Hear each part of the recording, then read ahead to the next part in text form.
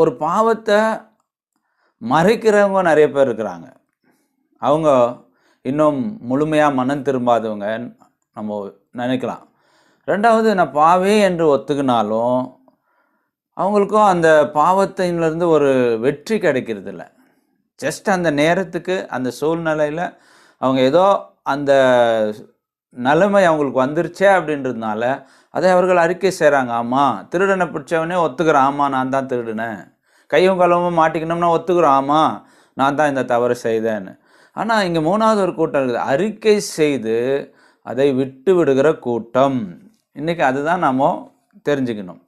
இப்போ இந்த தாவீதும் கெட்ட குமாரனும் எந்த இதில் இருந்தாங்கன்னா, அறிக்கை செய்து பாவி என்று ஒத்துக்கொண்டு அறிக்கை செய்து அதை விட்டு விட்டார்கள். அதனால தான் மீண்டும் இளைய மகன் கெட்ட குமாரனுக்கு ஒரு நல்ல வாழ்க்கை கிடைச்சது.